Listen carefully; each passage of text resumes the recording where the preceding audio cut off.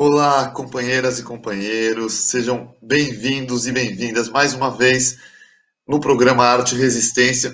Este programa que vocês já sabem, nós conversamos com alguns dos maiores artistas do Brasil, em diversas áreas, sobre o poder infindável que a arte possui para transformar as sociedades e ser resistência, sobretudo em tempos obscuros e fascistas como estes que imperam no Brasil hoje.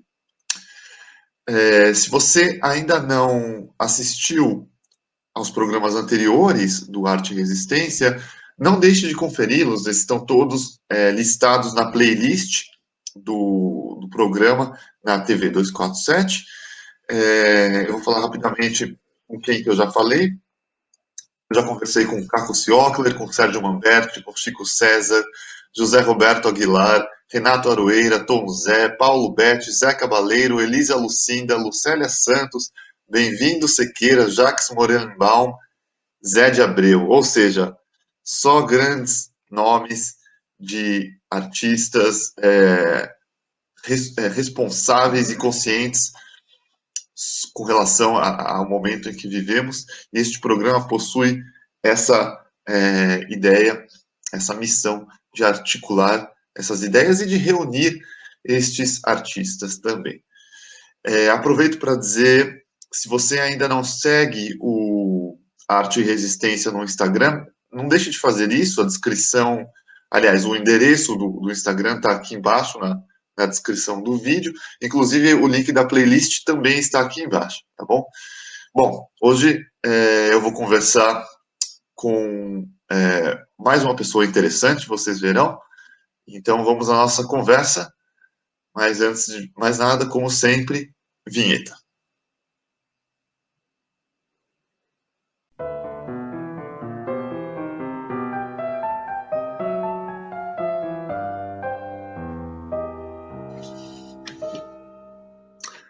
E hoje eu tenho o grande prazer em conversar com um dos grandes nomes da charge no Brasil. Um nome conhecido não somente no Brasil, mas em diversas partes do mundo, afinal, a arte da charge é também uma arte que transcende barreiras e fronteiras. Hoje conversarei com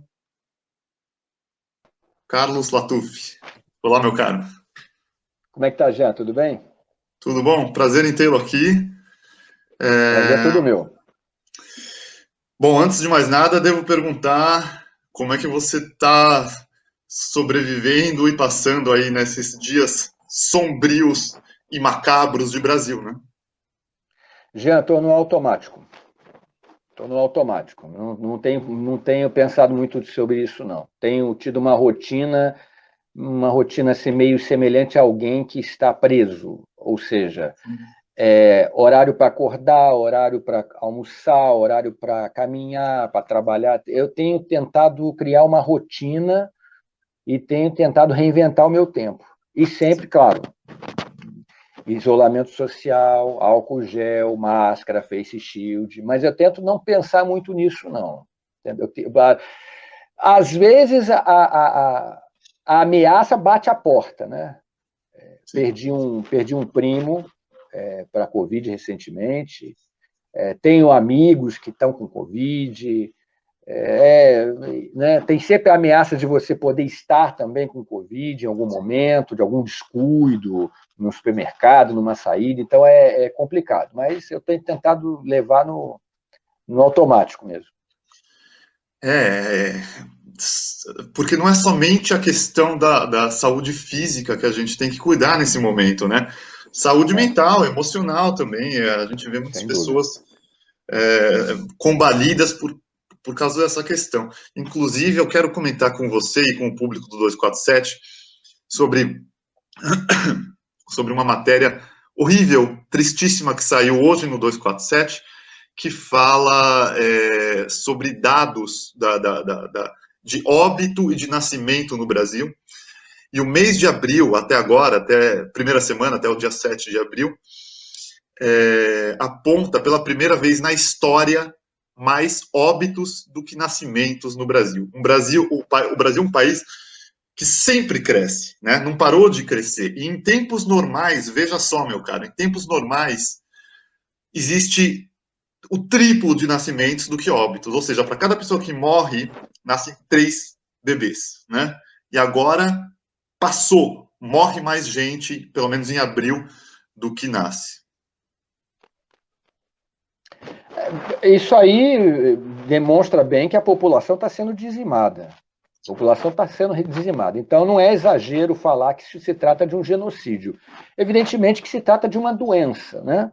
Uma doença que acomete a vários países. Agora, a atitude ou a falta dela em relação ao combate ao vírus tem um papel predominante nesse resultado de mortes, né? E, evidentemente, tendo à frente do governo um sujeito que é abertamente negacionista, que boicota as medidas sanitárias, medidas de combate, que desde o começo sempre achou que se tratava de uma gripezinha, que deu de ombros para as mortes, que disse que não ia comprar vacina chinesa, ou seja, isso demonstra que essas mortes elas são deliberadas. Por isso que a expressão genocídio se aplica muito bem ao que estamos passando no Brasil.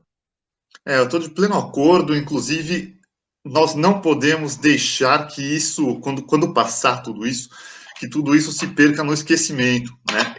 A gente quer esse cara sendo julgado nos tribunais internacionais.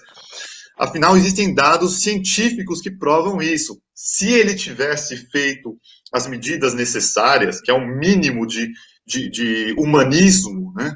Quantas milhares de mortes poderiam ter sido poupadas? Então, todas essas que poderiam ter sido poupadas estão na conta dele, não é mesmo?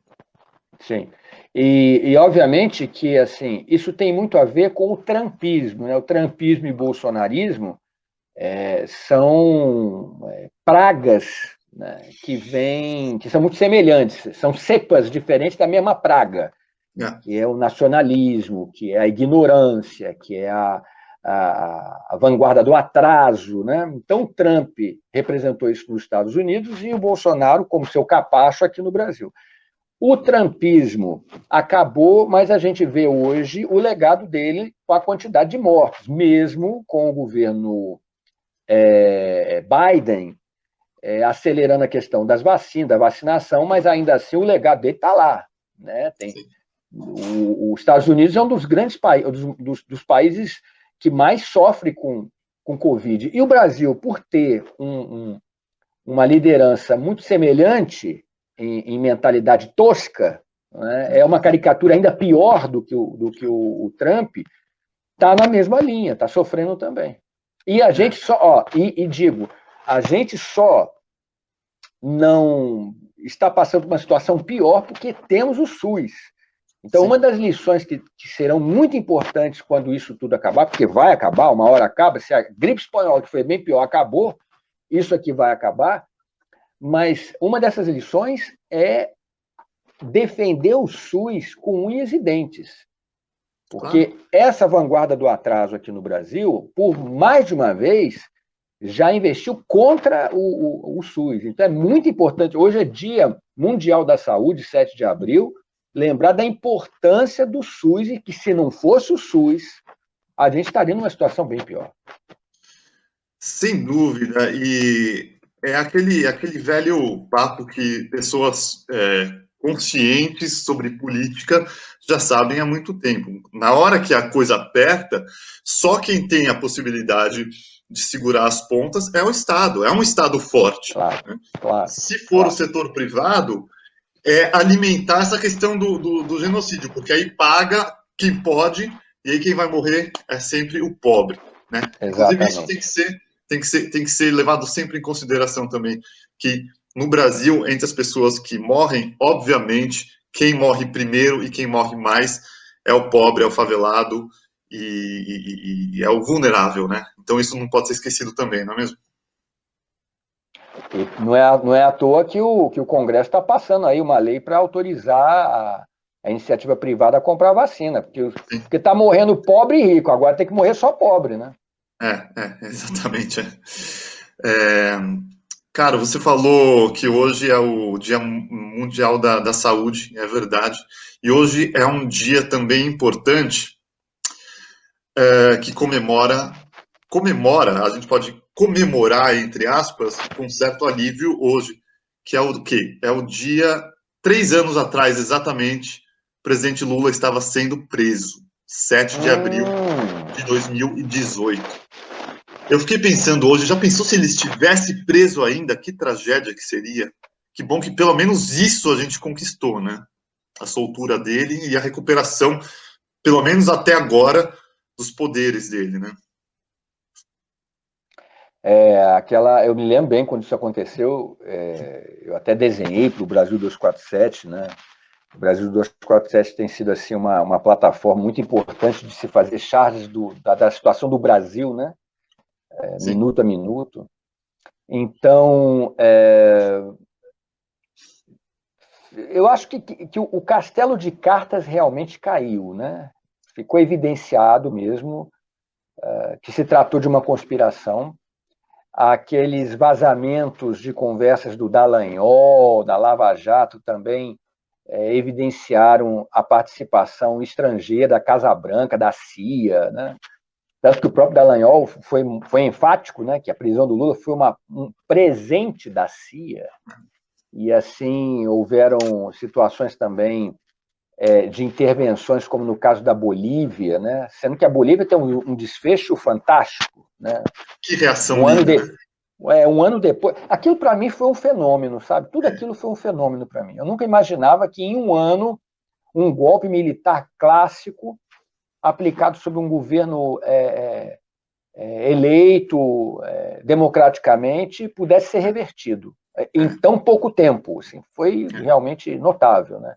Então eu espero que no Brasil tenhamos um desfecho semelhante, né? Que a justiça, afinal, seja feita em relação ao Lula e que ele possa ter os seus direitos efetivamente, definitivamente devolvidos, né? E que ele possa ter o direito de concorrer às eleições, sim, sem nenhuma ameaça golpista pairando. Apesar de que isso é difícil, hein? Porque o Brasil não abandonou a sua classe política, não abandonou o seu apetite pelo golpismo, não. Mas vamos ver o que vai acontecer.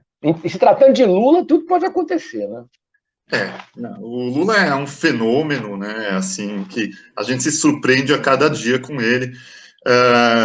A gente sabe ainda que ele não está totalmente livre, com seus direitos recuperados, porque o pessoal da direita vai fazer de tudo até o final, todas as trapaças possíveis para reverter, até mesmo porque sabem do potencial que ele possui. E ele saiu renovado da prisão, né? Saiu mais forte do que eles esperavam. Eu queria comentar. O Lula é um estadista, de fato, né? É um estadista, um sujeito já calejado dessas questões, então ele sabe bem o papel histórico dele, né?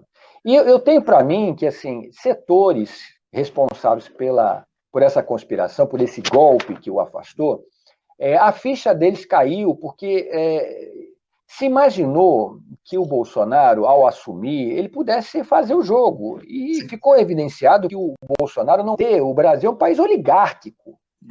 O Brasil não quer o governo, a classe dominante não quer um sujeito para destruir o STF. Ele precisa do STF para se manter.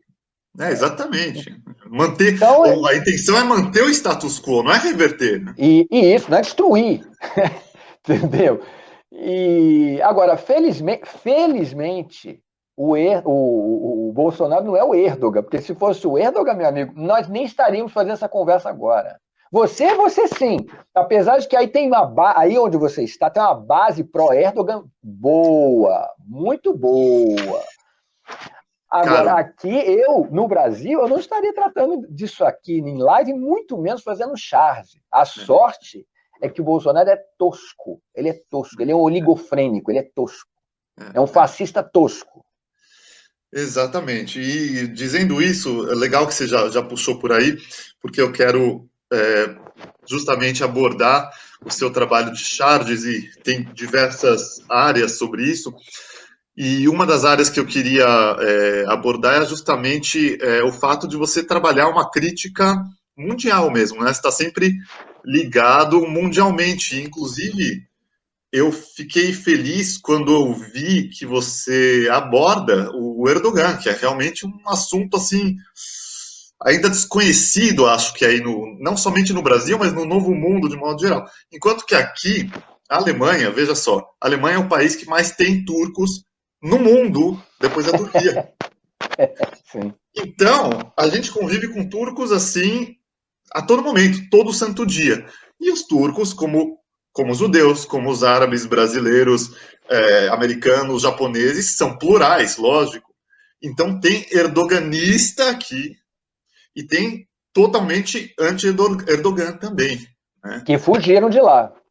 Que fugiu, inclusive a Turquia já está entre os países que oficialmente podem pedir asilo político. Né? Existem pessoas Ah, que podem chegar aqui e falar, ó, eu estou fugindo do Erdogan, assim, exatamente, né? Que nem o pessoal da Síria, do Afeganistão.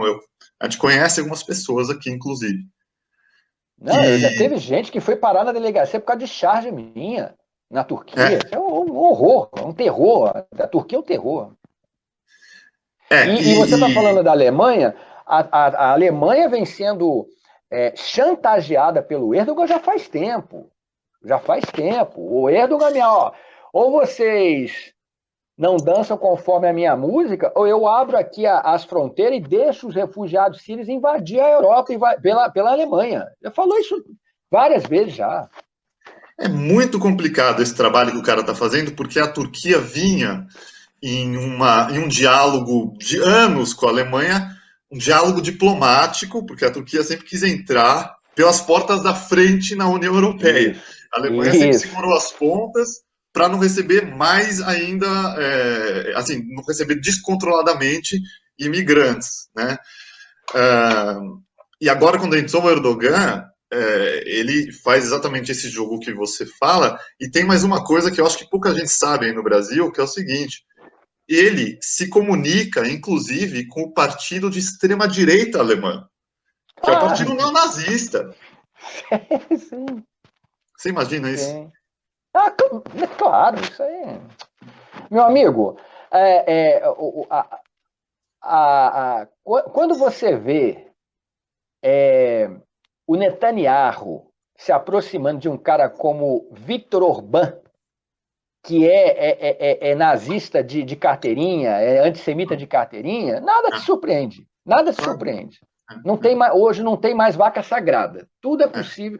É, é, a Turquia está buscando normalização com Israel, é, por exemplo. Né, nos moldes que Israel fez com Emirados Árabes, com Bahrein, Marrocos, eles também querem. Eu claro. não duvido que aconteceria, não. Eu não É duvido. possível. É Porque possível. no final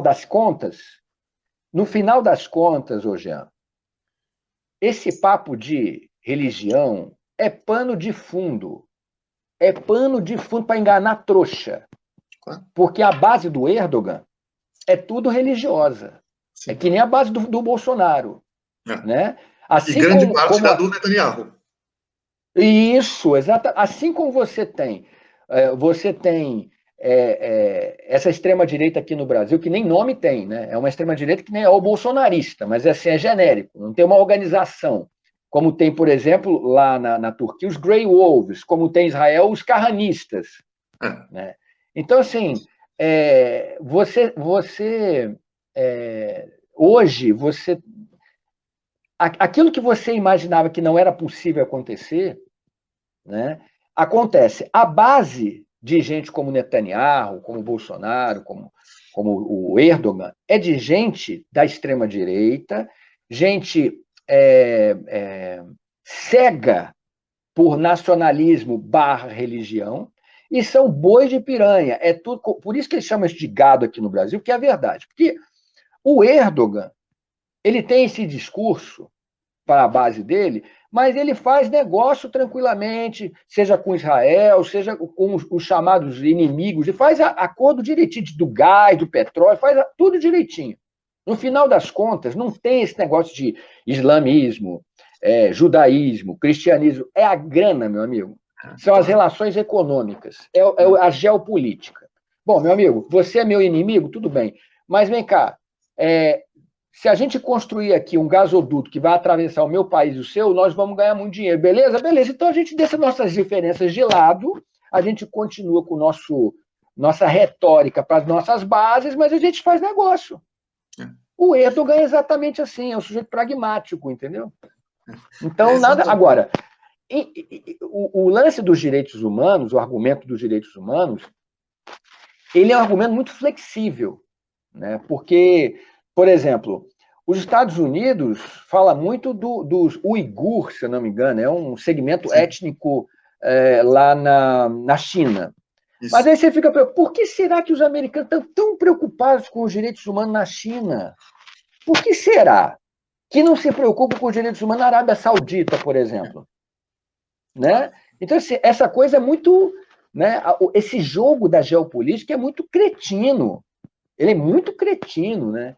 E, enquanto isso, o Erdogan vai tocando o governinho, a ditadura dele lá, dizendo que a Turquia é uma democracia. É terrível. Inclusive, um exemplo disso que você falou, que ilustra bem como como a geopolítica é um jogo sujo, né? É o Muslim ban do Donald Trump, né? Em que ele baniu alguns países muçulmanos, outros não. Por que será, né? Os que ele tinha business pessoais, inclusive, não, aí tá tranquilo. Os Estados Unidos não tocam a mão, não relam a mão na Arábia Saudita. É a Arábia Saudita e Israel, não toca a mão.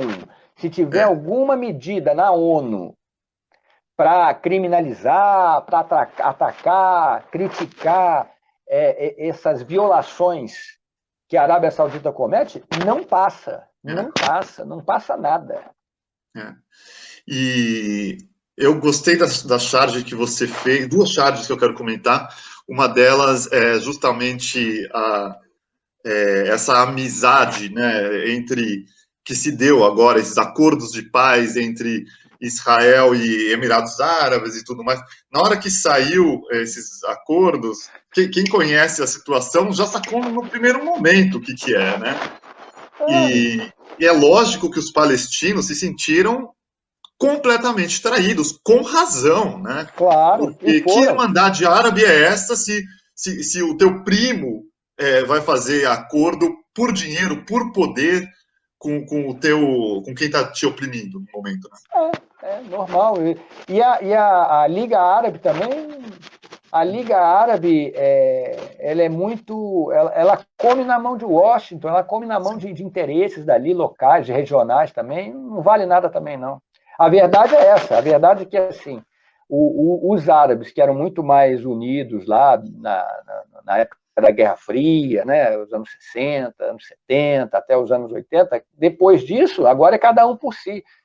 Né, Marrocos, o que o Marrocos tem a ver com Israel? Normalizar a relação com Israel, por quê? Não tem nenhum problema com Israel. O que o Bahrein tem a ver com Israel? O que Emirados Árabes tem a ver com Israel? Não tem nada a ver. E assim, obviamente que esses países sabem que isso é uma estratégia.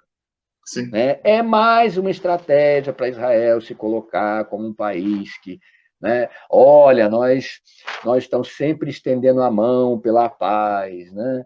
Queremos sempre a paz. Como diria o Shimon Peres, we see no partner for peace. O próprio Netanyahu, we see no partner for peace. Ou seja, nós não vemos um parceiro pela paz no lado palestino. É sempre o outro. O Israel está sempre buscando a paz. Não está buscando a paz com o Irã, né? Mas está sempre buscando a paz, né? E esses países sabem disso. Eles sabem disso. Mas é negócio. Tudo, no final das contas, é tudo negócio. Os Emirados Árabes, no momento em que assinou essa normalização com Israel, eles fazem isso não por Israel, estão cagando e andando para Israel, é para os Estados Unidos. Sim. Se você normalizar a relação com Israel, as portas para os Estados Unidos se abrem miraculosamente. O que eles queriam lá nos Emirados Árabes? Os caças americanos, a possibilidade de comprar caça de última geração. Israel, inclusive, se opôs a isso. Isso é sensacional, né, cara? Geopolítica não tem tédio em geopolítica, né? todo dia tem algo novo, né? É, E realmente, esses países árabes, eles que fazem agora essa normalização com Israel, eles passam para o lado do tabuleiro do imperialismo, né? Então, para eles, assim, economicamente, é interessante e, logicamente, veio num momento, foi ano passado, né? Veio num momento, o Trump tentou usar isso como moeda para as eleições, né? Como o cara que promoveu a paz e tudo mais, ainda bem que não funcionou, porque a resistência norte-americana conseguiu realmente colher mais votos e fazer o Biden vencer. E outra charge sua interessante, ainda só para encerrar o Erdogan, justamente você ilustra bem essa questão como ele faz um papel de que está interessado pelo mundo árabe, pelo mundo muçulmano, né? Porque palestino. e principalmente palestino, mas não tem nada a ver, né? Realmente o jogo dele é outro. Inclusive, ele é um grande imperialista, que se deixar, ele devora todo mundo, inclusive passa por cima dos árabes, porque eu quero deixar claro Obviamente. para o ouvinte do 247 que os turcos são muçulmanos, mas eles não são árabes, é uma outra etnia. Eu convivo aqui com os turcos, existe em parte deles, óbvio, mas existe em parte deles, de fato, um senso de superioridade dentro do mundo muçulmano, sabe? Sim, sim. Muito em função dos discursos nacionalistas e do passado glorioso do Império Otomano, etc. Né? Eles têm um ranço dos árabes. Você vai lá em Istambul, eu já estive em Istambul, você conversa com o cidadão comum, um troço que aconteceu há 300 milhões de anos, eles ainda ficam remoendo aquilo, entendeu? É fora de série como é que você percebe que a religião mais o nacionalismo conseguem manipular corações e mentes com a maior facilidade. Realmente. E inclusive como fantasmas do passado, né, terrores do passado, são retomados em nome disso, né? O Erdogan ele usa muito mesmo, muito claramente essa exaltação do Império Turco-Otomano, né? Sim. Assim como todos os ditadores sempre fizeram, né? Hitler pegava também os heróis germânicos de trás e tudo. E o Isso, Bolsonaro, isso. em grande parte, evoca a ditadura, né? Como eu te falei, como o Bolsonaro é estúpido, ele nem consegue articular uma estratégia de convencimento baseada no passado glorioso. Isso quem tentou fazer foi o movimento integralista. Sim.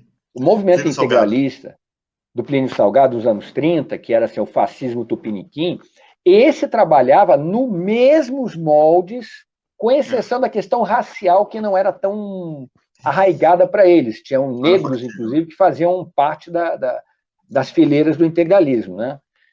Eles tinham uma plataforma que era anticomunista, que era ufanista, que lembrava os Ultracristã. feitos ultracristã, exatamente. E eles também quiseram destruir as instituições. Né? Então, por isso que, inclusive, teve essa aliança muito improvável, né, entre o Getúlio Vargas e o Prestes, exatamente para frear o integralismo, porque o integralismo é o fascismo. Né? Claro. Então, o Erdogan, ele é um cara muito esperto, ele é muito esperto, né? Só não é mais esperto que o Putin, mas ele é muito esperto. É muito esperto. Então, ele sabe que a melhor maneira de você engambelar um país onde a maioria é muçulmana, ainda mais que depois da queda do Muro de Berlim, né, você teve o ascenso de movimentos fundamentalistas, a melhor coisa é utilizar o argumento nacionalismo mais religião. E é o que ele faz. Né? Ele se coloca, na verdade, como uma espécie de sultão, como uma espécie de Sim. representante dos sunitas no mundo árabe, do mundo islâmico. Né? É. E ele é um dos responsáveis diretos pela guerra da Síria. Claro, claro. Né? Esses chamados rebeldes, né, que inclusive o Obama chamava de rebeldes moderados, esses rebeldes, que são, na verdade, gente ligada a ISIS, Al-Qaeda, não sei o quê, essa gente é tudo formado pela Turquia. Ali é a fronteira da Síria com a Turquia. Ali, eu me lembro, inclusive, teve uma época que eu era muito ligado às notícias na Turquia, eu fazia muitas charges sobre a Turquia. Teve uma denúncia que foi feita pela imprensa, que era o seguinte: caminhões e caminhões do governo, ligados à empresa do governo, atravessando a fronteira com a Síria, carregando, sabe o quê? Fertilizante. Uhum. Aí, pô, mas será que os caras vão montar na Síria algum pomar gigantesco? Será que eles vão montar alguma plantação? Precisa de tanto fertilizante, que o fertilizante é utilizado para fazer explosivo.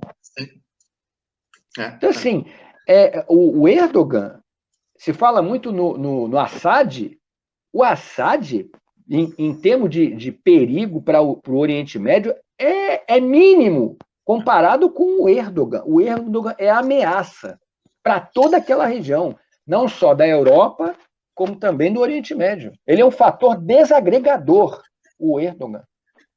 Eu estou de pleno acordo, inclusive isso é uma coisa que parece que as pessoas não têm falado muito. Por causa da questão do imperialismo, a tendência é colocar o maior perigo como o Irã, né? Porém, o Irã, o Assad, a China, a Coreia do Norte, são tudo ameaças à paz mundial. Todas ameaças à paz mundial. Eu não sei onde é que o Irã é a ameaça à paz mundial. Porque se o Irã tiver, porque o Irã reiteradas vezes falou que o programa dele é para energia, mas que fosse militar.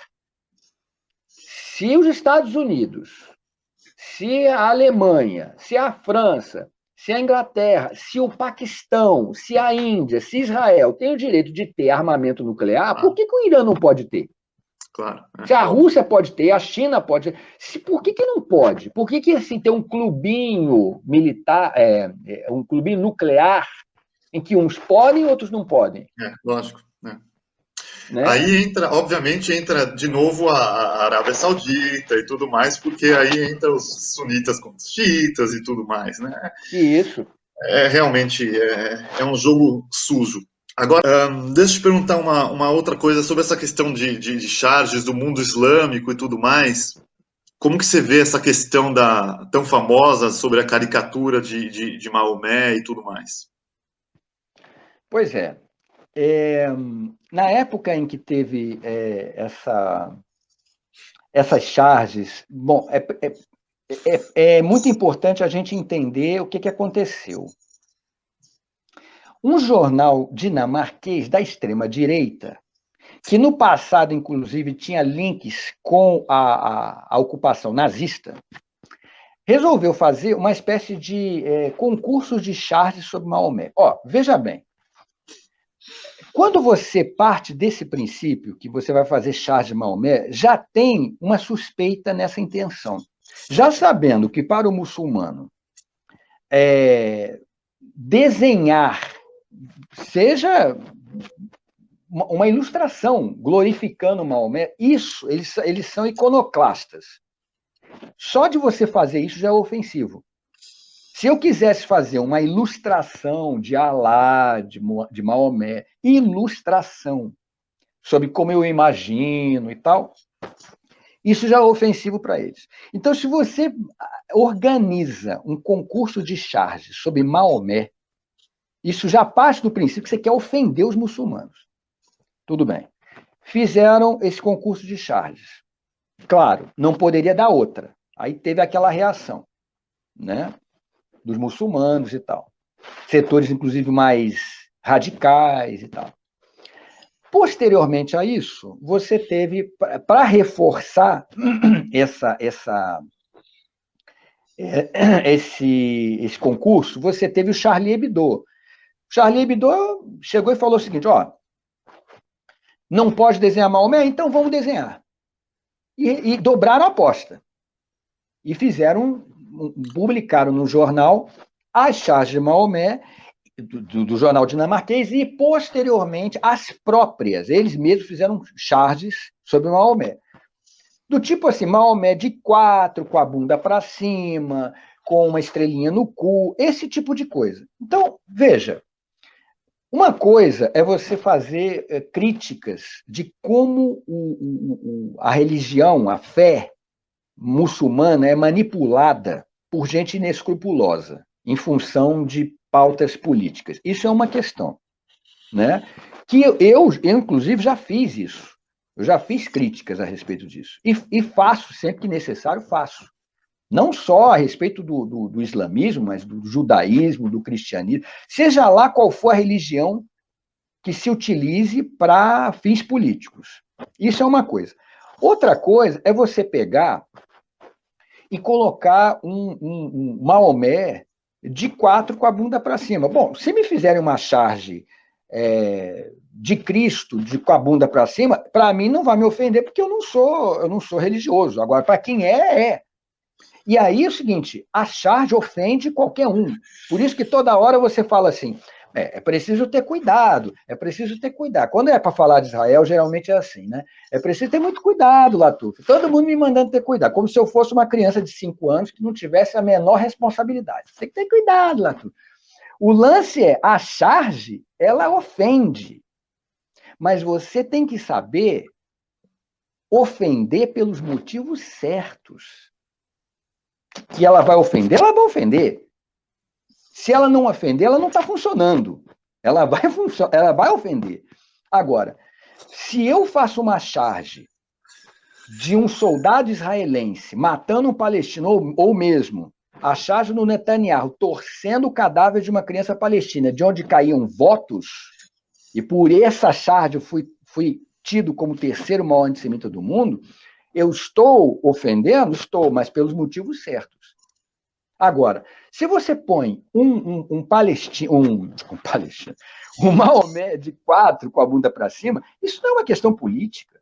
Quer dizer, é uma questão ideológica, é evidente. Isso é uma plataforma da extrema-direita na Europa, que é anti-islâmica e anti-imigrantes. Né? Está cheio de organizações de extrema-direita lá que é anti-islã e anti-imigrante.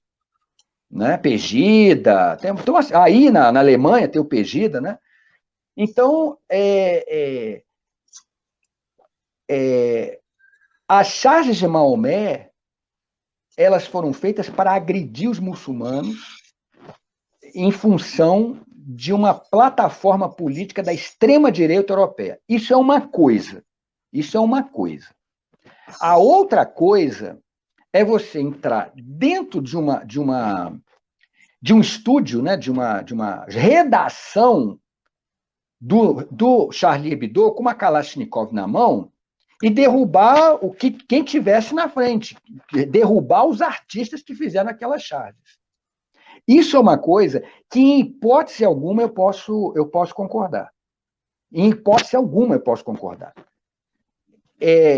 O Charlie Hebdo está errado? Está errado em fazer aquilo. Né? Eles simplesmente alimentaram um sentimento anti-islã, a islamofobia, que é crescente na Europa, como também o ódio pelos imigrantes. Correto. Agora, não mereciam ser fuzilados. Isso eu jamais poderia concordar com um negócio desse. E outra coisa, se aquilo foi uma resposta às charges de Maomé, foi um tiro no pé, porque aquilo ali só aumentou o sentimento de ódio contra muçulmanos que nada tinham a ver com aqueles extremistas. Claro. Aí você acaba colocando no mesmo balde, na mesma bolsa, o muçulmano fundamentalista e o muçulmano que está lá, que não tem nada a ver com isso, que vive a vida dele, toca a vida dele, não tem nada a ver com isso. Então, entendo que as charges de Maomé foram uma agressão gratuita e entendo também que a execução dos artistas do Charlie Hebdo é algo insuportável e indefensável sob qualquer argumento. Tá, legal, entendi tua posição. Então, façam uma réplica sobre isso. Olha, se fosse, então, levando em consideração tudo que você falou, se a charge não fosse uma charge grotesca, uma agressão vazia, colocar o cara em posição sexual. Se fosse uma charge com Maomé, uma charge inteligente, uma charge que criticasse a perseguição do mundo islâmico de modo geral aos homossexuais, por exemplo, e fosse uma charge, Sim. como a gente já viu com Jesus Cristo beijando um homem, Maomé beijando um homem, Sim. por exemplo. Sim. E aí? Não, é isso. A ilustração de Maomé, seja lá de como for, para o muçulmano, ela é ofensiva. Ela é Sim. ofensiva sob qualquer argumento. Ela é ofensiva. Então, se eu No já judaísmo sei. também, você não pode, para os religiosos, não pode desenhar, não pode picture, né? Mas, por exemplo, para o judeu lá em Tel Aviv, provavelmente, se eu fizer um Não. desenho de. Para o Né, secular, não. Claro que não. é, Não religioso, né, não. eu acho que o Woody Allen não ia se importar com isso, por exemplo. Tá bom, mas mas Né? muçulmanos seculares também não se incomodam, né? Tem muitos O estudos aqui que muçulmano são formados que secular, são ele fica ateus. meio. Ele fica meio assim, né? Mas não vai pegar uma Kalashnikov e fuzilar as pessoas que fizeram isso.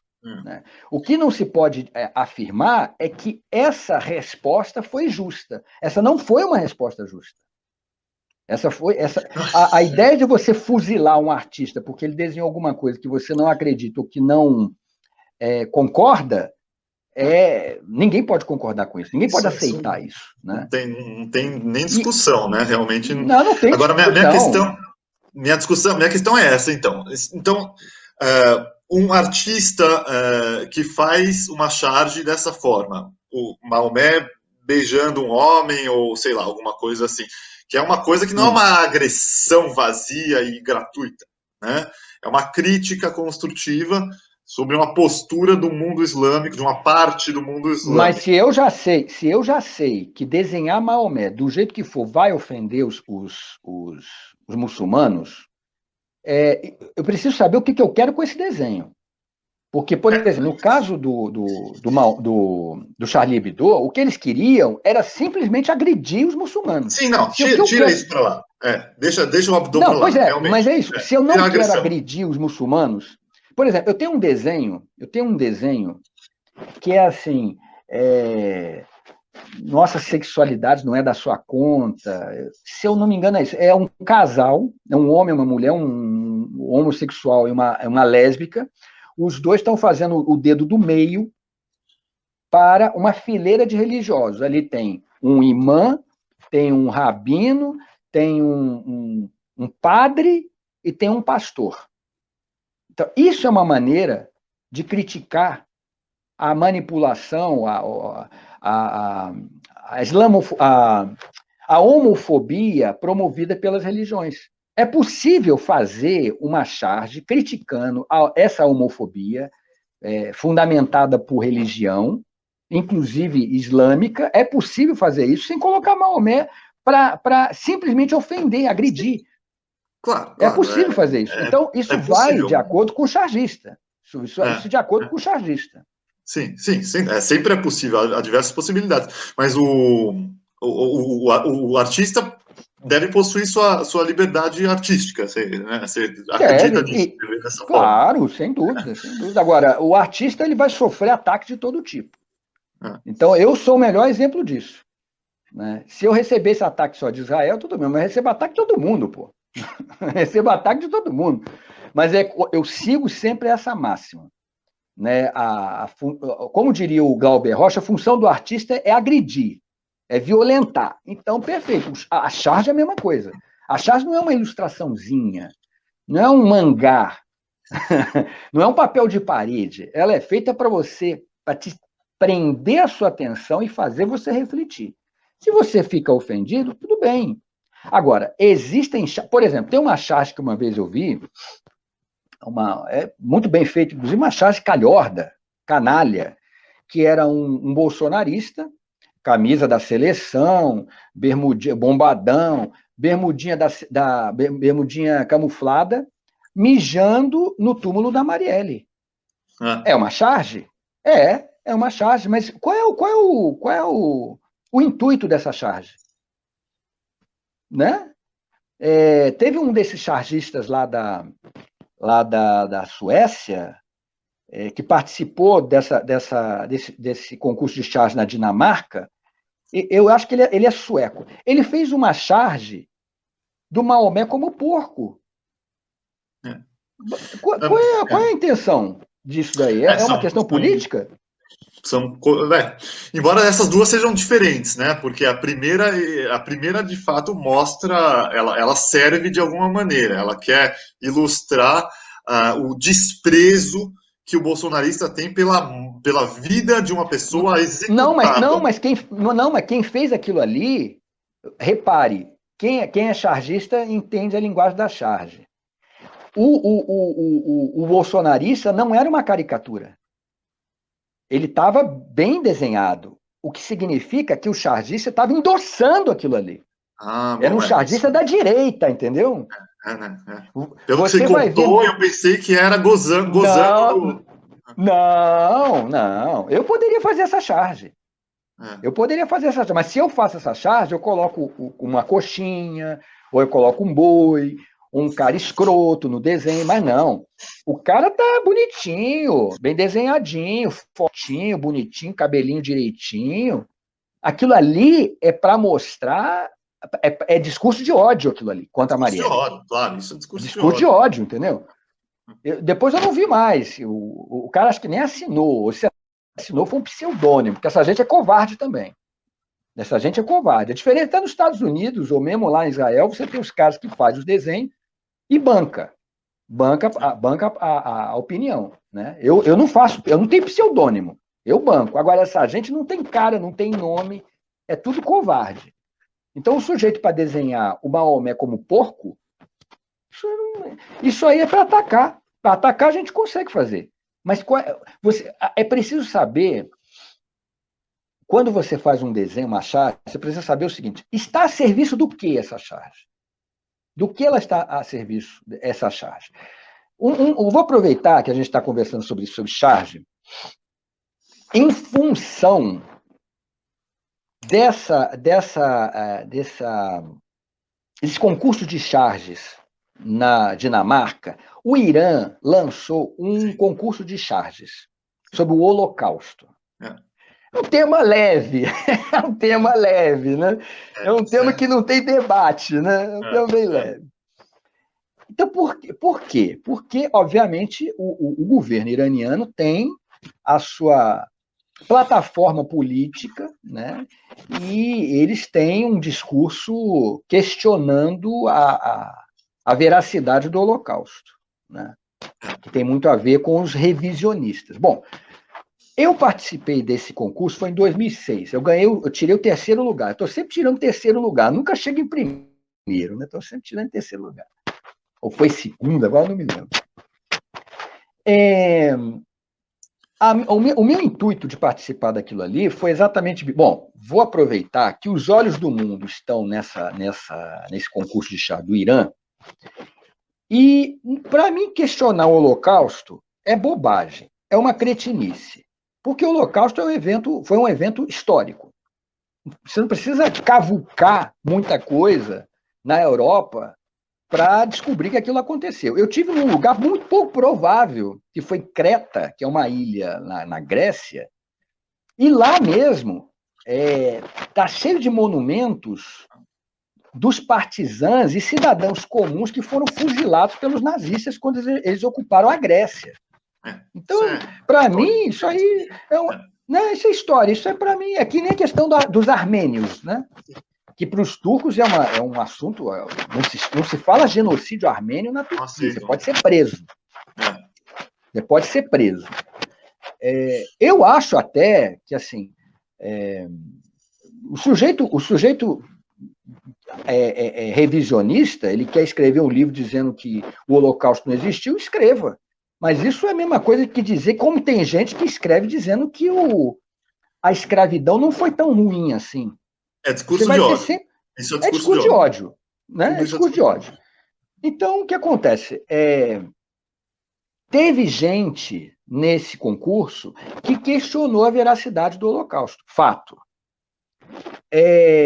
A minha charge era de um palestino com roupa né, de prisioneiro de campo de concentração e, ao fundo, aquele muro que o Ariel Sharon mandou construir. Ponto.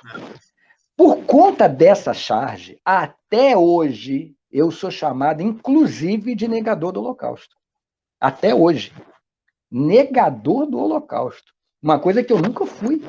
Nunca tive interesse, nunca passou pela minha cabeça achar que câmara de gás era para matar piolho. Eu me lembro, inclusive, que tinha os revisionistas falam que as câmaras de gás para matar piolho. Então, assim, é de uma cretinice esse tipo de argumento, porque você tem gente com o braço numerado até hoje. Claro. Mas sabe o né? que é? Negar a existência do Holocausto, não só do Holocausto, mas do antissemitismo, também é estupidez. Nem o Holocausto, nem o antissemitismo são fabricados. O que se pode alegar, aí sim, é a manipulação do Holocausto e do antissemitismo em favor do Estado de Israel, de política. Isso é outra história. Isso é outra história. Instrumentalização feita pela direita, isso de fato acontece. Exatamente. Agora, que o Holocausto existiu e que o antissemitismo é real, claro que sim, né? Agora, a questão é que existe essa linha muito tênue também com relação à crítica ao Holocausto, qualquer opinião sobre o Holocausto, né? Então, acredito que a sua charge não desperta a possibilidade de alguém afirmar que você está, de fato, negando a existência. Eu conheço a charge, né? Revi ela hoje, inclusive.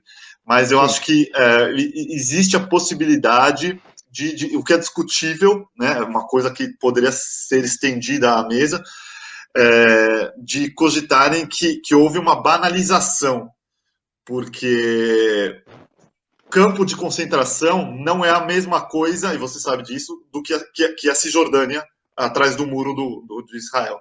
De fato, não é.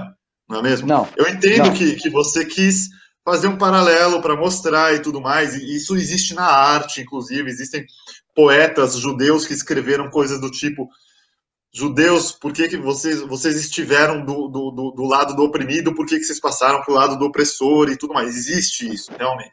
Correto. Eu sei a sua intenção. Mas você compreende que você deu margem para quem quiser usar isso e te acusar de banalizador e logo de negador. Existe essa margem, percebe? O banalizador nem tanto, mas o negador. Sim. E aí eu sempre disse, como é que eu posso estar negando se eu estou colocando, estou reafirmando, estou colocando o sujeito num uniforme de campo de concentração, como é que eu estou dizendo que não existe? Eu estou fazendo um paralelo que você pode concordar ou não concordar. A charge é isso, é licença poética. O que eu posso dizer é o seguinte: o Holocausto foi uma limpeza étnica e o que tem na Palestina é limpeza étnica. Agora, não posso dizer que você tem campos de concentração com câmaras de gás na Cisjordânia. Aquilo ali é uma licença poética.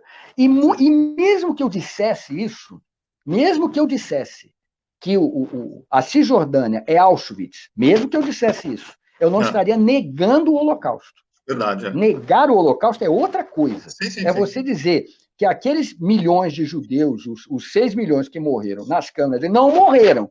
Eles estão passeando, estão curtindo a vida em Manhattan, não morreram. Esse tipo de coisa é desrespeitoso. Claro. É desrespeitoso. E aí eu entro naquela seara da ofensa. Né? Eu, por exemplo, eu cheguei até, para você ter uma ideia, até um tempo atrás, teve uma pessoa que escondeu em Auschwitz uns cadernos com desenhos. Você já deve ter visto isso, né? Sim. Uns desenhos muito interessantes, porque eles são muito bem detalhados, assim, os caras chegando nos trens e tal.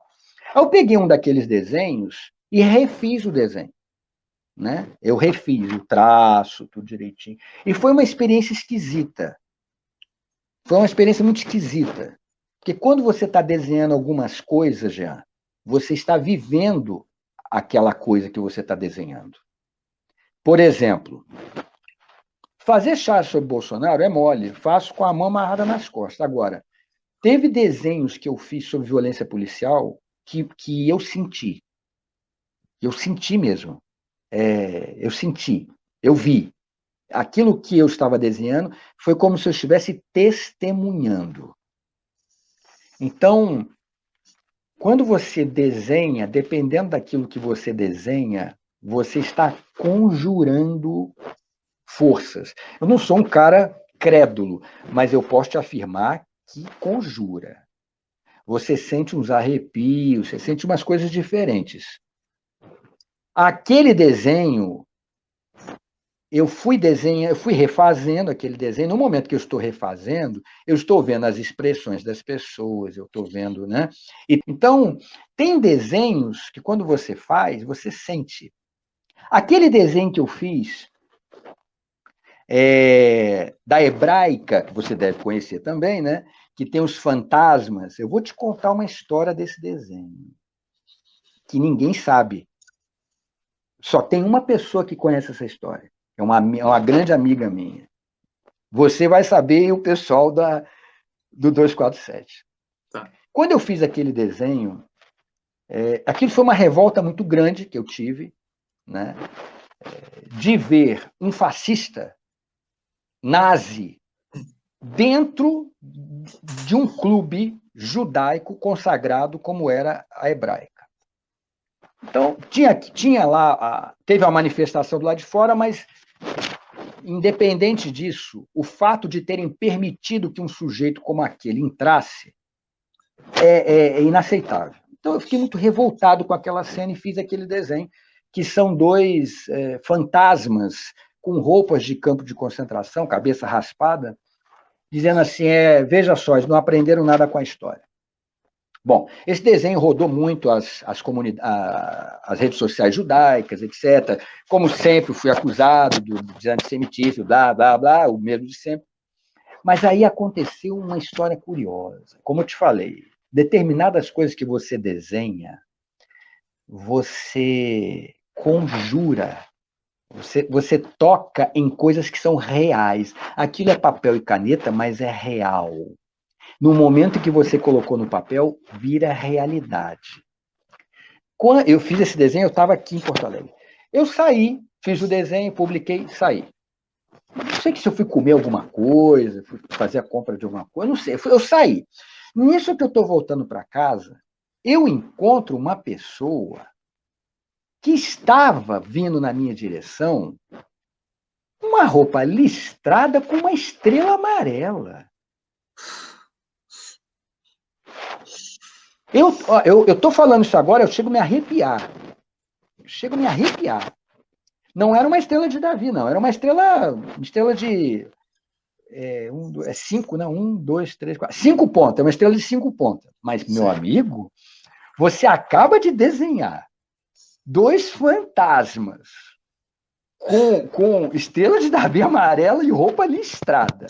Você vai para a rua e você encontra uma pessoa com roupa listrada e uma estrela de 5 pontas amarela. Eu tomei um choque daquilo. Então, cara, o trabalho do chargista, Jean, é muito inglório. E o trabalho do sujeito que é militante é mais inglório ainda.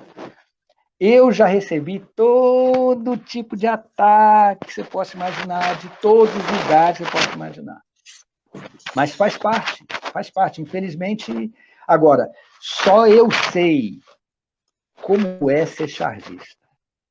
E, principalmente, tocar nesses temas. Porque eu poderia ser um chargista de temas mornos e, né, fazer umas coisinhas bonitinhas que todo mundo gosta, agradar, ser um Romero Brito da Charge, podia ser. Um Romero Brito do Cartoon, que legal, olha, ganhar dinheiro, todo mundo me amar. Mas eu fiz a minha escolha, entendeu? Por essa charge. Entendeu? Então, só para deixar claro aqui, resumo da ópera, nunca fui negador do Holocausto, porque isso para mim nunca foi bandeira. Isso nunca foi. Se eu estivesse negando o Holocausto, eu não estaria sendo honesto comigo mesmo, porque eu não acredito. Eu acredito que realmente aconteceu. Eu não acredito em revisionismo. Revisionismo, para mim, é cretino. E eu estive lá eu tive em Creta e outros lugares da Europa, eu vi o que os nazistas foram capazes. Os russos sabem muito bem disso, o que os nazistas eram capazes. A questão do antissemitismo, isso para mim também não é ponto de discussão.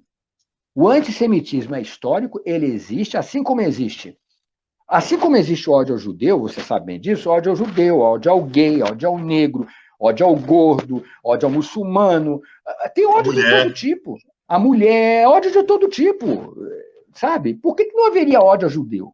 Ainda mais que é uma coisa que foi muito fomentada, inclusive, pela cristandade. Claro. Foi muito fomentada pela cristandade. O Roberto Jefferson fez uma declaração de que aquela velha máxima de que os judeus mataram Cristo. Sim. De onde que ele tirou essa ideia? Ele não inventou essa ideia, não. Isso está na Bíblia. E até hoje se utilizam. Por isso que, cara, esse negócio de usar escrituras sagradas, meu amigo, olha, é muito complicado.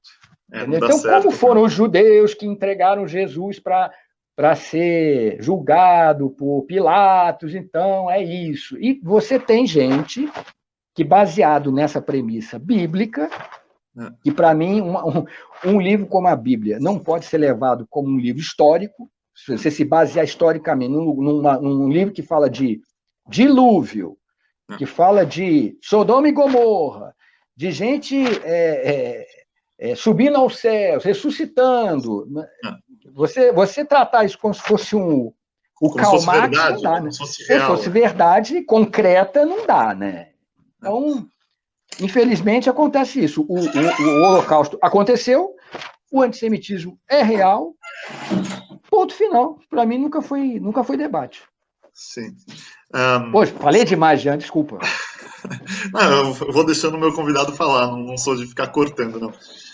Mas, viu, essa questão, essa charge específica da hebraica, ela também, no meio judaico, gerou muita discussão, né? Na parte entre os judeus direitistas, é óbvio que simplesmente te acusaram de tudo quanto é nome e pronto.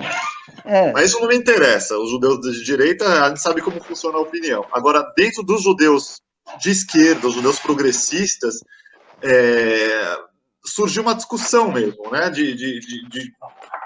Algumas pessoas falaram que não tinha nada demais, outras pessoas se sentiram ofendidas e, enfim, os judeus esquerdistas estão sempre conversando e discutindo. E eu acho que a minha opinião sobre essa charge é que ela é muito acertada dentro da parte que ela existe, que é uma crítica àqueles judeus que estavam lá. Isso. Eu acho que o veredito final dos judeus progressistas foi isso, que o que incomodou é que você não fez, não ilustrou o contraponto, sabe? Isso. Se você tivesse feito na mesma charge, de repente, uma multidão, que na verdade era maior, pouca gente sabe, era maior, porque o Teatro da Hebraica não é tão grande, e tinha centenas de judeus fora. E os judeus de fora estivessem falando junto com os fantasmas. Vocês não aprenderam, sabe? Alguma coisa assim. Boa, é uma boa, verdade. Aí não teria criado problemas, assim.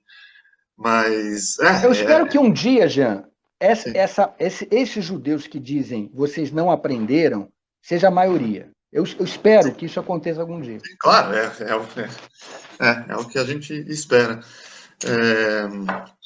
Caro, o papo tá muito bom, a gente já conversou 1h40. Que isso, rapaz, tá quase 2 horas aqui. Você tá tranquilo de tempo? Se você tiver, eu te pergunto mais uma coisinha sobre suas charges. Pode perguntar. Tá. Aliás, eu queria te fazer antes de mais nada, eu já deveria ter feito isso no começo, deixar registrado aqui o seguinte: o Jean marcou comigo às 16 horas, e por conta de um problema que eu tive aqui, eu deixei ele na mão por 1 hora, só fui fazer contato com ele 1 hora depois. Então, eu queria pedir desculpas aqui e Estou aqui, muito, muito prazer falar contigo, mas deixar registrado aqui o meu pedido de desculpas. Não, não se incomode, meu cara. Eu sei que houve um imprevisto, mas está tudo tranquilo. Então, é o que eu anotei aqui que eu queria falar com você ainda sobre o seu trabalho. Bom, como eu falei, você é um cara que produz muito, né? O que é maravilhoso ser tão prolífico, assim. Eu acho que muitos chargistas são, e você é um deles. E logicamente, eu vi dezenas de charges suas hoje e existem alguns pontos de discordância também, né? O que é normal também e saudável, Claro. saudável dentro da arte. E uma das questões que eu queria falar, não quero falar especificamente de uma charge, mas eu queria te perguntar sobre essa questão de algumas charges. Eu sei que eu vejo que você de repente ou você não refletiu sobre se aquilo seria cabível mesmo, ou você fez conscientemente, e aí eu pergunto por que exatamente. Por exemplo, uma me chamou em atenção. E, bom, o assunto é de novo Israel, mas poderia ser qualquer outra Claro, coisa. claro, Jean, claro. É o seu tema favorito, Jean. O seu também, né? Não, o meu nem tanto. O meu nem Um dos tanto. favoritos, hein? É um dos favoritos. Ah, bom, então tá bom. Atualmente, o Não. meu tema favorito é arte erótica, seu Jean. Você Ah, é não está mesmo? Ah, que legal. entendendo, você não está entendendo. Mas deixa para Interessante. lá, seu Jean. Vamos lá, vamos para a treta, vamos para a treta. Interessante, interessante. Depois, mas ó, não, um exemplo específico que você escreve, você faz uma charge trazendo a questão do genocídio de Ruanda, né? Você Uhum, lembra dessa? lembro. Que o pessoal tá metralhando o pessoal lá de Ruanda, o genocídio em 94, com armas de Israel, né? Isso. E quando eu bati os olhos nessa charge, me veio rapidamente semelhante à mesma crítica à charge do Fantasma da Hebraica. A crítica tá certa, mas falta outra metade. Qual Hum, que é a parte certa? Tinha armas israelenses lá? Tinha. O Haaretz, o jornal progressista, publicou isso. Existem artigos na Anistia Internacional que comprovam isso. Mas, obviamente, você sabe disso, e acho que qualquer pessoa pode saber, tinha armas de pelo menos mais 10 países lá também, não eram só armas fato, israelenses, fato, né? fato. Sim. Então eu te pergunto isso, exatamente, por quê? Bom, veja bem, essa é uma charge que trata sobre um ponto específico, né? Sobre o fato de terem armas, inclusive o próprio Haaretz, como você mesmo citou, jogou luz sobre essa questão. Então, essa charge, ela trata sobre isso, sobre o fato de que Israel... Porque sabe por quê? Por que Israel é tão cobrado moralmente? Exatamente por conta de um trabalho que sempre foi exercido por Israel de se colocar como o guardião dos melhores valores do Ocidente, quando na verdade não é. Então, Nenhum país é. exatamente. Nenhum país é. Mas Nenhum. Israel, por exemplo, o IDF, que é o exército de Israel, é colocado como o exército mais moral do mundo. É, Você não como tem, se eu não conheço. existisse isso. Pois exatamente, eu não conheço nenhum exército pelo mundo que tenha isso como lema. A única democracia. Ou seja, Israel não pode ser criticado porque ele está sempre certo. Não, Israel não ataca, Israel se defende. Não são forças de ataque, é força de defesa. tudo Então, bem, a mas isso não charge. muda o fato de que aquela charge ela mostra uma coisa que é meia verdade, não é verdade? Não, tudo bem, mas assim, a charge não pode mostrar tudo. A charge é um recorte, né? A charge é um recorte. Então, a É, charge, na verdade, ela demonstra isso. se em Ruanda tem armas de outros países, tem de Israel também, mas não poderia, porque se Israel como eu te falei, o guardião dos melhores valores ocidentais e tem o exército mais moral do mundo, não pode fazer essas coisas. Isso não pode ser. Está errado. Então, a crítica, na verdade, é isso, entendeu? É esse argumento de que Israel está sempre amparado moralmente, mesmo se for para vender armas, fosse para Ruanda, fosse para o apartheid sul-africano. O apartheid sul-africano foi apoiado por Israel. A crítica é necessária, é boa, mas eu acho que essa crítica toda podia ter sido feita ainda numa fila de armas com várias bandeirinhas, e sobretudo a bandeira da França, que foi o que mais armou os genocídios. Claro. Inclusive, eu já fiz charges sobre venda de armas da Inglaterra para guerras, da Arábia Saudita, inclusive. Né? Isso não é. Às vezes, os meus críticos tendem a acreditar que eu acordo de manhã pensando em Israel. Você produz bastante sobre Israel, de qualquer forma. Mas eu não acordo de manhã pensando em Israel. Israel não é minha prioridade. Eu não fico pensando judeus, Israel, eu não fico pensando nisso, não, cara. Só que, por exemplo, eu agora vou fazer um desenho para o Mondovais, que é um site de notícias sobre a questão Israel-Palestina, mantido por 2 judeus, inclusive, antisionistas, lá dos Estados Unidos, e o Adam Horowitz. Tem um tema aqui sobre Israel querendo estragar o acordo nuclear com o Irã. É um tema que eu vou desenhar, mas eu não acordei hoje de manhã. Ai, meu Deus, que delícia, que belo dia para fazer uma charge sobre Israel. Não, não tem isso não. Tem muitas outras coisas que eu tenho que pensar, inclusive e me manter vivo em fazer charges sobre o genocídio que acontece no Brasil, entendeu? Agora, é isso. A charge, ela não é... Nem o chargista é perfeito, nem a charge é. A charge é um recorte. Então, tá certo, é isso. Você achou uma meia-verdade, ou discordou, ou concorda num ponto, discorda... Perfeito. Esse é o exercício de dialética que a charge propõe. Está correto, perfeito. Eu não tenho nenhum problema quanto a isso, não. Sim, legal. Tá, entendi. A única coisa que me preocupa é que se uma charge assim, e repito, não precisa ser sobre os judeus, qualquer tema que seja, não vá trazer, não vá criar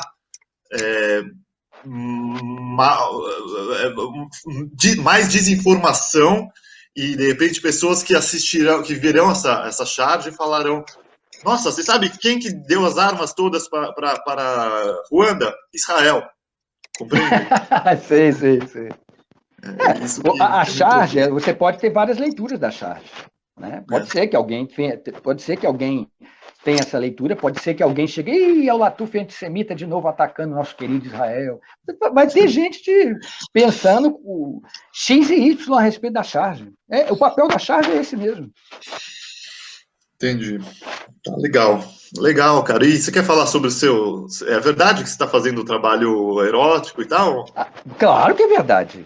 Só é verdade, há muito tempo, inclusive. Esse eu não conheço. Mas você só fica preocupado, seu Jean, com as minhas artes a minha charge sobre Palestina e Israel, entendeu? Esse é o seu tema preferido, não é o meu, não. O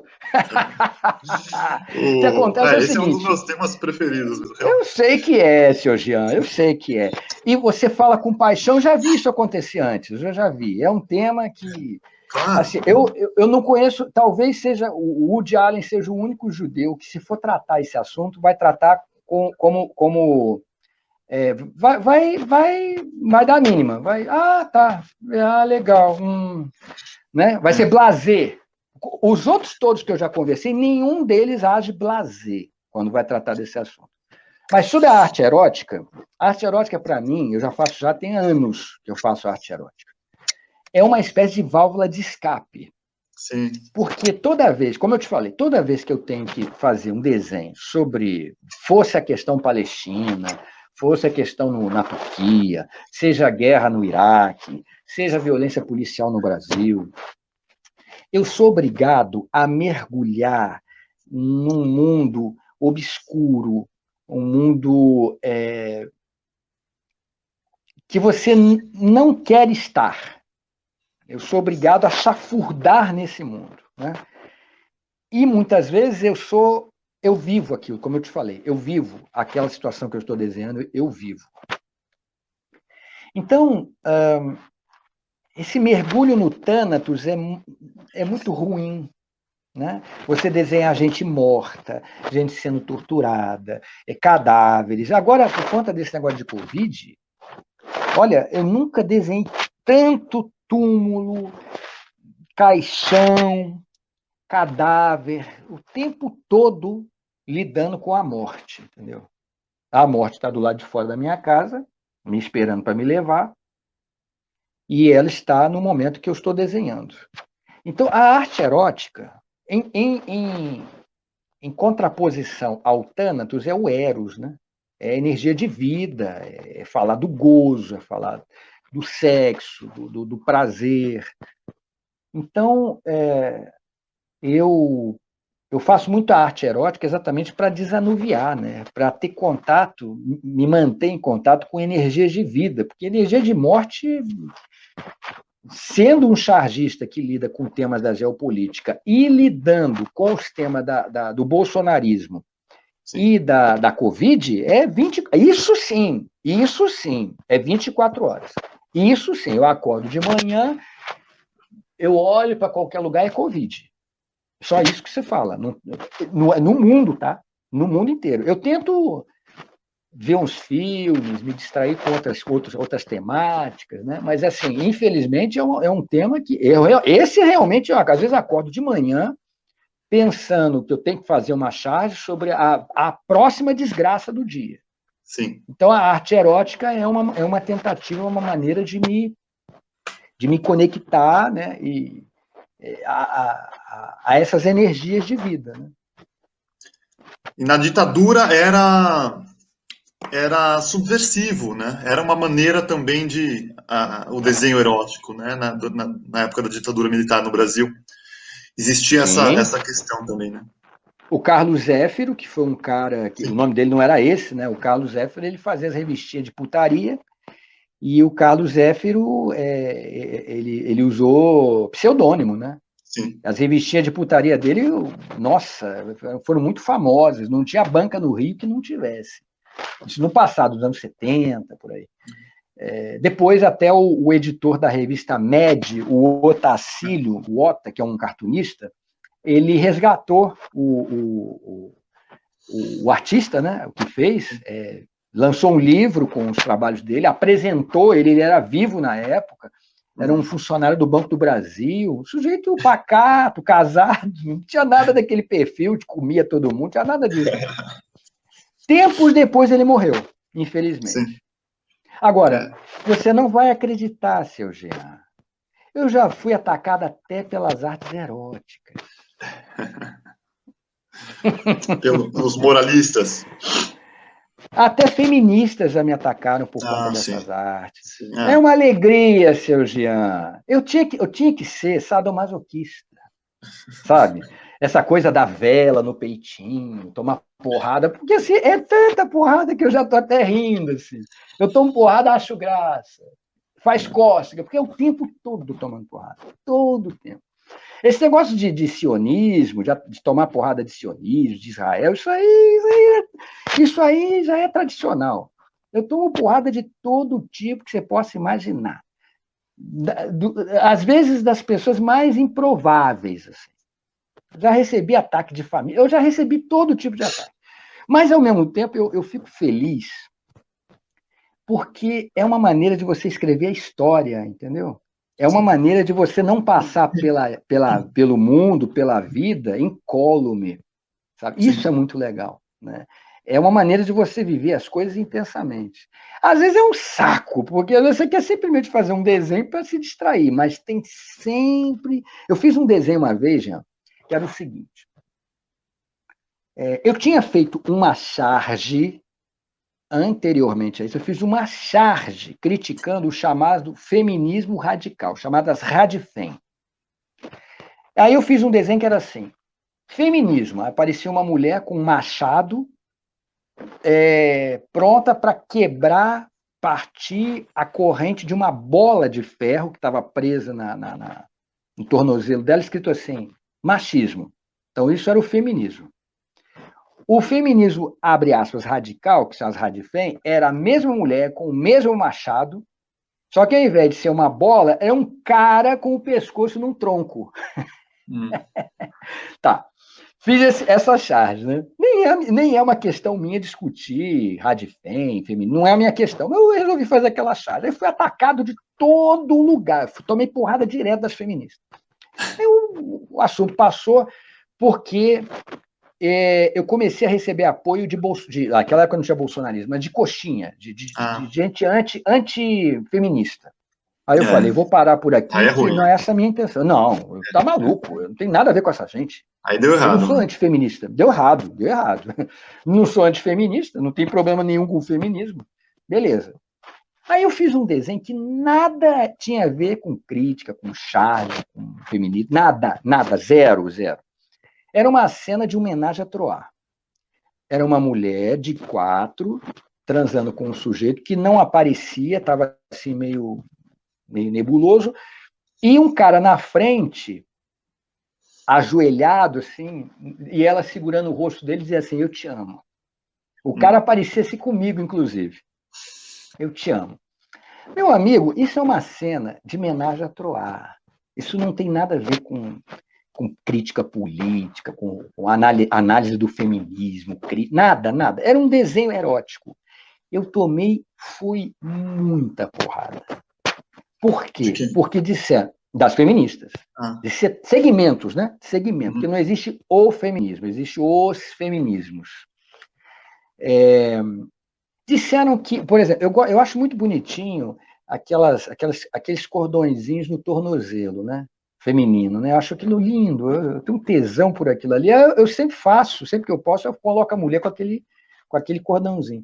Disseram que aquele cordão era um grilhão. Um grilhão.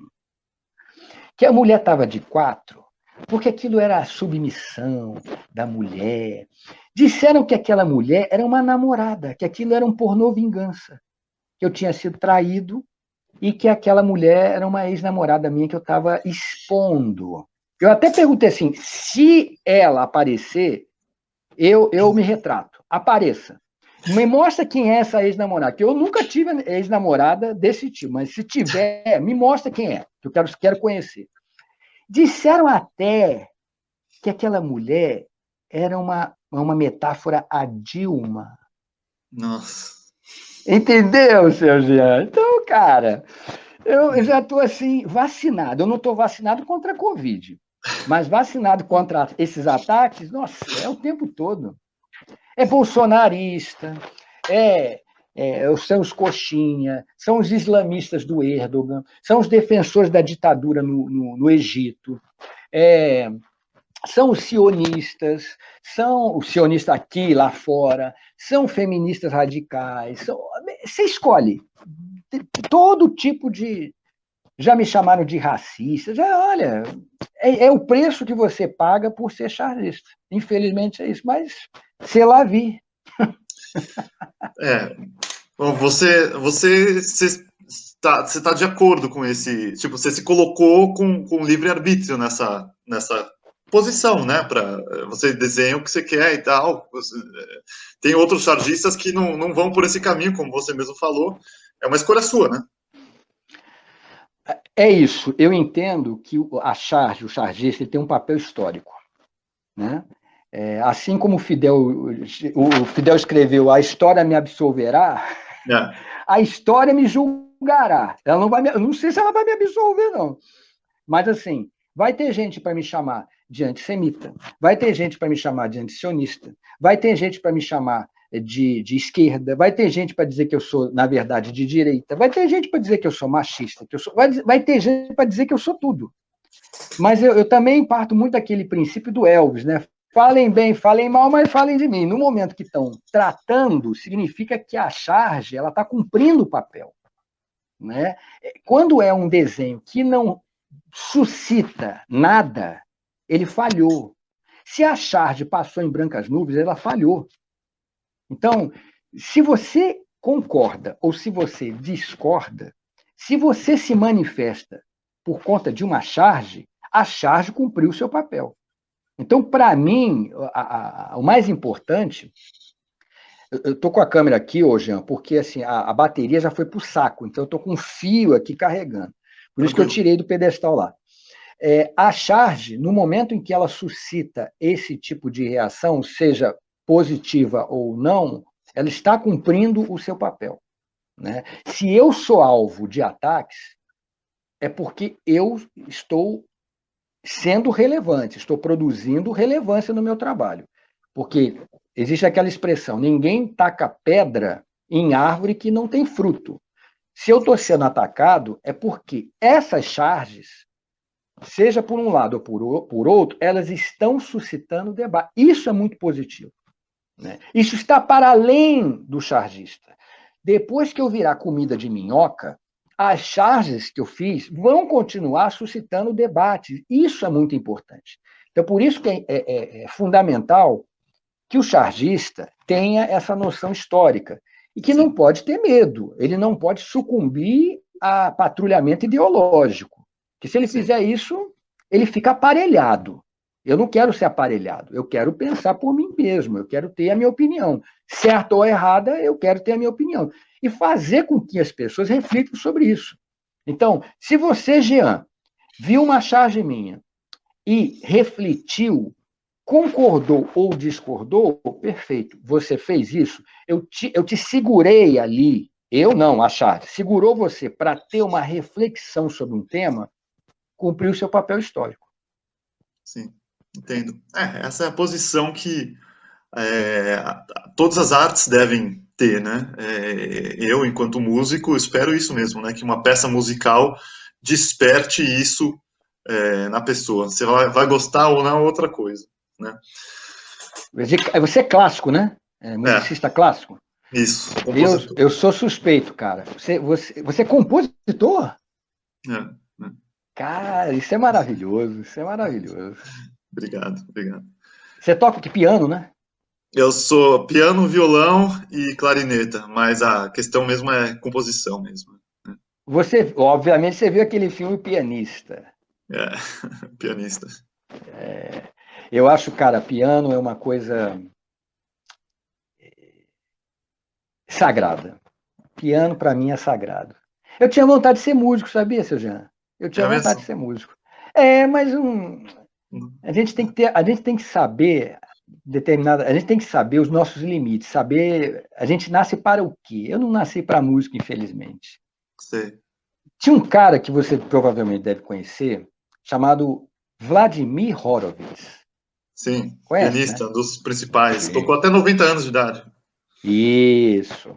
Você já viu o vídeo daquele homem tocando? É, Já viu as mãos daquele sujeito no teclado? é. Impressionante, né?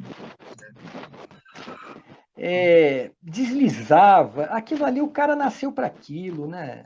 Ele É, pode ter tido educação, né? E geralmente os bons pianistas eles têm educação desde criança e tal.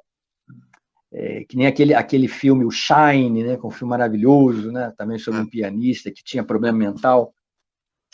é. Mas é o talento, né? A pessoa nasce ou não nasce com aquilo ali. Então, por mais que eu me esforçasse, você conversa com um professor de piano, não, Latuf, se você quiser, você aprende. É só se esforçar. Meu filho, tudo bem. Eu posso aprender a tocar assim, parabéns para você. Isso é uma coisa, estou tocando. Então, tocar ali pro amigo. Olha, eu desafino, mas o amigo, tá legal, Latuf, tá muito bem. Outra coisa é você ir no Se Carnegie dedicar, Hall. né? Dedicar a vida a isso, tal, né?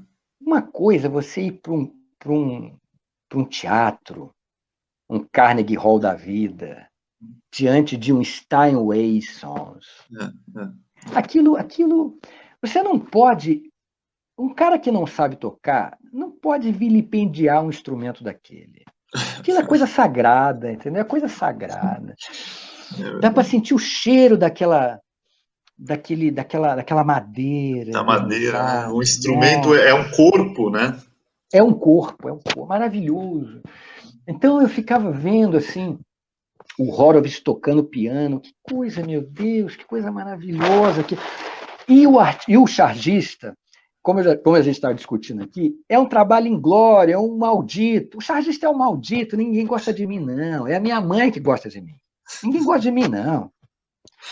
Agora, o Horowitz, em que pese que foi tocar para aquele desgraçado do Reagan, né? É, Provavelmente era um cara de direito, o Horowitz, provavelmente, mas o sim. Horowitz se apresentava num teatro, numa galeria, etc. Não tinha quem não ovacionasse, não é palmas, plec, plec, plec, plec, plec, não, ovacionar. E tem um vídeo que ele se apresenta em Moscou, tem uma cena que aparece um sujeito, um senhor olhando ele tocando, a lágrima correndo. É, Nossa, isso é tão maravilhoso, a possibilidade de você e o seu instrumento diante de uma multidão. Seja você um musicista clássico ou um roqueiro, é, você mobilizar uma massa de gente, seja para dançar, para balançar o cabelo, ou simplesmente para ficar todo mundo em silêncio. é, Nesses recitais de música clássica, você só ouve algumas vezes alguém tossindo. é. É um silêncio como se estivesse numa igreja. Esse é o sagrado que eu acredito, seu Jean. É. Não Legal. acredito no sagrado de religião, eu não acredito em nada dessa porra. Terra Santa, aquilo de santo não tem nada. É, Aquela terra, se você pegar aquela terra e espremer, sai sangue. Tem nada de santo. Agora, você tocar um piano, um recital, né? Tocar um Shostakovich para uma multidão e as pessoas paradas olhando para você assim, é. inebriadas. Isso é sagrado. Então, eu admiro muito quem consegue compor. Isso aí é mais complicado. Né? Isso me lembra aquele filme do Mozart. Tem uma cena que o. Como é que era o desafeto do Mozart? É o Salieri. Salieri. Tem aquele ator, eu esqueci o nome dele, que fez muito bem, o Salieri. Ele pega as partituras, ele lê a partitura, ele toca na cabeça, entendeu? Sim, sim. Você entendeu? Não tem ninguém tocando. Ele Sim, está lendo e ele está fazendo assim, ó. sim. Ele está tocando na cabeça. Cara, isso é muito foda, cara. Isso é muito foda. É porque isso bom, um músico como eu, treinado, que estudou isso, tudo mais, a gente aprende a fazer isso, porque é como se você pegasse o idioma e lê uma frase em português, né? Então, quando eu leio uma melodia, eu ouço ela. Putz, isso é muito foda. Isso é muito foda. É muito foda. É uma coisa que eu não consigo alcançar. Eu não consigo alcançar. Da mesma maneira que provavelmente você não consegue alcançar uma charge feita mentalmente. Óbvio, óbvio. E não consigo Por exemplo, dançar também, cada um com a sua arte. não, mas dançar você consegue. Dançar consegue. Dançar consegue. Dançar você consegue. Se você quiser, consegue. Você pega lá um coreógrafo, ele vai te fazer dançar. Vai te conseguir. Isso vai. Agora, É, tocar um piano como um virtuoso, como o Horowitz, não. Aquilo é demais pro meu. Eu já vi, eu filmava, eu gostava muito, eu gosto muito de música clássica. Eu chegava a filmar, ir lá, quando eu morava no Rio de Janeiro, ia nos concertos, pedir autorização para filmar. Uma vez eu vi um coroa e tocando lá a valsa do minuto, lá do. Chopin. Valsa do minuto é Chopin, né? Chopin. Ele tocava sem partitura. Ele toca de Sim, ouvido, ele toca de concordo. memória. Para. É, É muito foda, cara. Eu admiro. Parabéns, eu admiro. obrigado, obrigado. Eu Admiro a acho sua que. aptidão. Muito obrigado. É, as aptidões artísticas, que bom que existem tantos tipos, né? E a diversidade das artes se completam, né? Eu acho que e tudo faz Mas eu parte nunca vou, desse. eu nunca vou conseguir tocar as pessoas assim como a música. A música. A charge é um mal necessário. A música Interessante. é o bem necessário. Você pode viver sem charge, mas não pode viver sem música. A vida sem a charge você consegue tocar. A vida sem música é uma desgraça. A música é uma coisa maravilhosa. Quem tem o dom de tocar, né? Você vê um Caetano da vida aí, você vê um Gil, você vê, né? João Gilberto, né? Ele com o violãozinho dele, as pessoas Grande ficavam ali. gênio. Isso é maravilhoso, né? Maravilhoso isso. Muito legal, muito legal. Interessante, legal, cara. Eu não sabia que você tinha essa paixão pela música e bom saber. Interessante. Tem muitas coisas que você não sabe sobre o chargista, para além da questão palestina, seu Jean. Imagina. É, acho que o chargista tem que ter de fato muitas facetas, né? Porque a charge tem a questão do desenho, mas tem toda a criatividade também, né? E Claro, temática, e às vezes de texto também, né? Textual. claro. O chargista, o cartunista nem tanto, mas o chargista precisa O ser chargista, mordaz. Ele precisa ser mordaz. Se ele é, não for mordaz, ele vai ser só mais um. sim. E eu já vi gente, por exemplo, que já fez charge, aí quando foi ameaçado de processo, recuou. Então, eu Sim, costumo dizer o seguinte, meu amigo, você quer ser chargista? Você quer ser um bom chargista? Não pode. Você tem que ter culhão, não pode ter medo. Né? Não sabe brincar, não desce pro play. Você tem que saber, principalmente nos dias de hoje, dependendo do que você vai desenhar, que nem o Aroeira que me indicou para essa entrevista, o Aroeira foi enquadrado na Lei de Segurança Nacional. claro. Se eu sou ele e eu tenho esse processo, eu imprimo e ponho na parede. Isso é uma medalha. Isso é uma medalha. Então, assim, o sujeito tem que pensar duas vezes, achar que é incólume, passa batido. Você faz um desenho, põe na internet. Não é assim, não, filho. Tem consequência. É E melhor com a ser internet, pianista. É melhor ser pianista. É mais tranquilo. com a internet, as charges atingem um público imenso numa velocidade É, raio, né? Eu imagino que quando é. você posta, você deve ficar esperando alguns segundos para já ter uma resposta, né? Pior, rapaz, é quando acontece, por exemplo, aquele caso da quebra da placa que aconteceu no Congresso, É, que aquele é, policial deputado quebrou, é. Coronel Tadeu quebrou a placa. Eu não sabia disso, não. Eu não sabia que Uhum. eles tinham usado o desenho naquele mural. Eu não sabia, não. Ninguém me falou, não. E eu não vi nenhum problema quanto a isso. Era um desenho sobre violência policial. Era a Sim. Semana da Consciência Negra.